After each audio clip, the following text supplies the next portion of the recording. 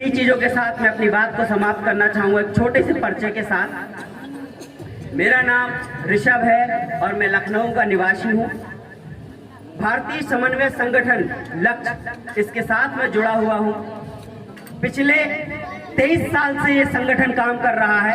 पहलुए खार का मतलब गुलाब में जैसे कांटा होता है, गुलाब खिल जाता है। पहलुए खार में गुल बन के निकलना सीखो और खुद ब खुद चूमेगी मंजिल तेरे कदमों को ऋषभ, बेखतर दिए हस्ती से गुजरना सीखो। मैं ये माइक दे रहा हूँ श्री ऋषभ जी को, जो कि लखनऊ से चल के आ रहे हैं।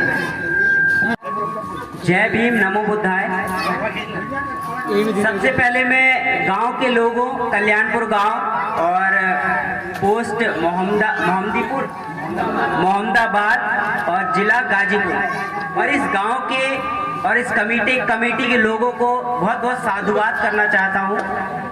अभी थोड़ी देर पहले शाम को मेरी एक व्यक्ति से मुलाकात हुई जिन्होंने मुझे बताया कि इस प्रोग्राम को 15 साल बाद ऑर्गेनाइज किया गया है। यानी 15 साल से इस गांव में 14 तारीख तो होती थी, 14 अप्रैल तो होता था, लेकिन इसकी जानकारी किसी को नहीं होती थी। इस तरह का आयोजन नहीं होता था। तो बहुत बहुत साधुवाद, बहुत बहुत धन्यवाद उन साथियों का, उन भाइयों का जिन्होंने एक नई सोच को जन्म दिया। हमारे लोग जानते सब कुछ हैं, सब कुछ जानते हैं, लेकिन हिम्मत करके आगे नहीं आ पाते। आज 14 तारीख है और बाबा साहब भीमराव अंबेडकर का जन्म दिवस है, जिन्होंने भारत का इतिहास बदल दिया, जिन्होंने यहाँ के भौगोलिक दृष्टिकोण में जो भी चीजें हो रही थी उनको पूरी तरह से परिवर्तित कर दिया। बाबा साहब ने कहा था कि मुझे मेरे पढ़े लिखे समाज ने धोखा दिया है, मुझे धोखा दिया है मेरे पढ़े लिखे समाज ने, जिसे मैंने अधिकार दिलाए, जिसके लिए मैंने इतना सोचा, जिसके लिए मैंने इतनी पढ़ाई की, मैंने सोचा था। तो बाबा साहब ने क्या कहा कि मुझे मेरे पढ़े लिखे लोगों ने धोखा दिया है।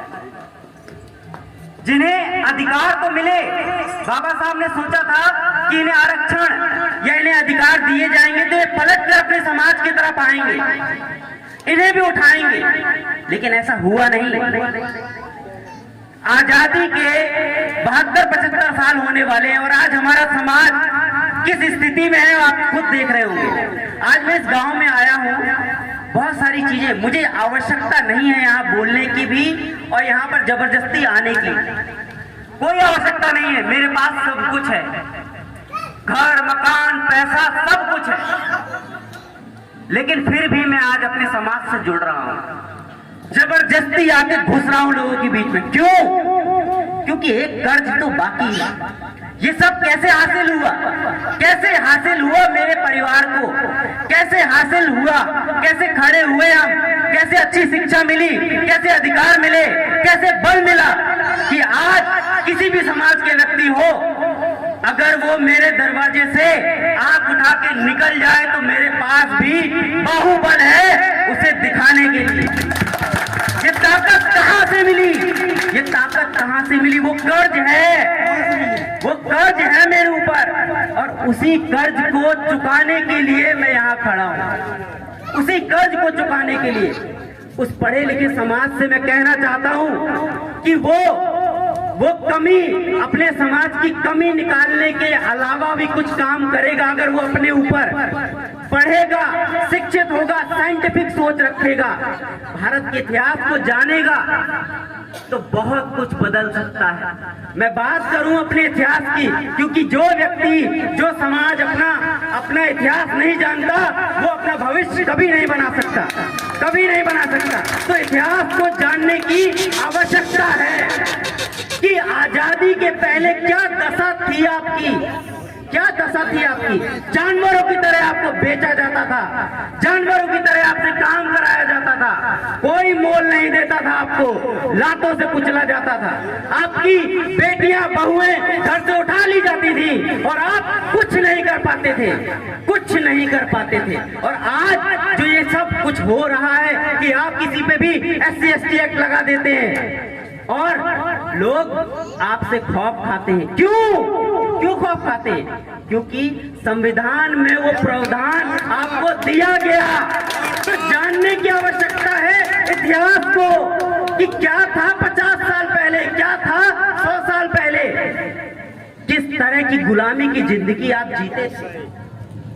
पढ़ाई मिली, शिक्षा मिली और आज उसका दुरुपयोग कर रहे हैं, आज उसका दुरुपयोग हो रहा है। लोग संगठन बनाते हैं, एक साथ घूमते हैं, गालियां देना शुरू करते हैं, लड़ना शुरू करते हैं, लेकिन पढ़ना शुरू नहीं करते हैं, पढ़ना शुरू नहीं करते हैं। जब तक आप में कोई बल नहीं होगा, इंसान कब दहाड़ता है? उसके अंदर किसी न किसी प्रकार का बल होना चाहिए, या तो शैक्षिक बल, बौद्धिक विकास होगा, पढ़ाई लिखाई किया होगा तो किसी से नहीं दबेगा, अपने अधिकारों के लिए लड़ेगा। शारीरिक बल होगा, ताकत होगी शरीर में तो किसी से नहीं झुकेगा, लड़ेगा अपने अधिकारों के लिए। जनबल होगा, लोग होंगे उसके पास तो किसी से नहीं झुकेगा, लड़ेगा। लेकिन आपके पास क्या है? न बौद्धिक बल, न शारीरिक बल, और बनाना भी नहीं चाहते। सबसे बड़ा दुर्भाग्य है कि बनाना भी नहीं चाहते हैं। मैं आज इस समाज के लोगों से और इन युवाओं भाइयों से एक प्रण दिलाना चाहता हूं कि हाँ, कुछ ना कुछ अपने अंदर विकसित करें। अगर शैक्षिक बल हासिल नहीं कर सकते तो कसम खाएं कि बाहुबल स्थापित करेंगे, अपने भुजाओं में इतना ताकत पैदा करेंगे कि आपकी गलियों से निकलने से पहले व्यक्ति सोचेगा कि हम किस मोहल्ले में जा रहे हैं और किसके लिए बोल रहे हैं, किसके परिवार की तरफ उंगली उठा रहे हैं। ये प्रण लेना पड़ेगा। नहीं बौद्धिक विकास हासिल कर सकते हैं तो अपने अंदर बाहुबल स्थापित कीजिए। देखिए अपने आप को शीशे में खड़े होकर सामने से कि क्या दशा बना ली आपने। आपके पास खाने को है सब कुछ, बाहुबल स्थापित कर सकते हैं, शैक्षिक बल स्थापित कर सकते हैं, लेकिन आप करने को तैयार नहीं। और जब तक आप तैयार नहीं होंगे, लोग तैयारी कर रहे हैं, ये मत सोचिए कि संविधान मिल गया तो सब कुछ हासिल हो गया। लोग मिटाने की तैयारी कर रहे हैं। उन्हें नहीं देखा जाता जब आप अपनी गाड़ियों से निकलते हैं, उन्हें नहीं देखा जाता जब आप अच्छे कपड़े पहनते हैं, उन्हें नहीं देखा जाता जब आप अच्छे सरकारी पदों में बैठे होते हैं। क्या बोलते हैं? गाली दे के बात करते हैं कि देखो ये साला वही था, वही है। और आज देखो कैसे उड़ रहा है, इसको इसकी औकात याद दिलाएंगे। और हमारा समाज अभी भी सो रहा है, अभी भी सो रहा है, हमारा युवा अभी भी सो रहा है, धर्म के जाल में फंसा हुआ है, साइंटिफिक सोच नहीं स्थापित कर रहा है। बाबा साहब ने क्यों धर्म परिवर्तन किया? अगर इतना ही अच्छा होता तो उसी धर्म में भाग रहते ना, उसी धर्म में रहते। अभी मैं यहाँ पे सुन रहा था, जो हमारे यहाँ पर गायक महोदय थे वो बता रहे थे कि जिस धर्म ने आपको लात मारी, जिस धर्म ने आपको गालियां दी, आज उसी को गले लगाए बैठे। बाबा साहब ने क्यों बौद्ध धर्म स्थापित किया, क्यों बौद्ध धर्म को अपनाया? बहुत सारी कमियां थी उसमें, हमें भी उन कमियों को जानना पड़ेगा, अपने रीति रिवाजों को बदलना पड़ेगा, साइंटिफिक सोच अपनानी पड़ेगी। इन्हीं चीजों के साथ मैं अपनी बात को समाप्त करना चाहूंगा एक छोटे से परिचय के साथ। मेरा नाम ऋषभ है और मैं लखनऊ का निवासी हूँ। भारतीय समन्वय संगठन लक्ष्य, इसके साथ मैं जुड़ा हुआ हूँ। पिछले 23 साल से ये संगठन काम कर रहा है। आपके बिहार के पास, पटना के पास एक जहानाबाद जगह है, वहाँ पर 1999 25 जनवरी को 25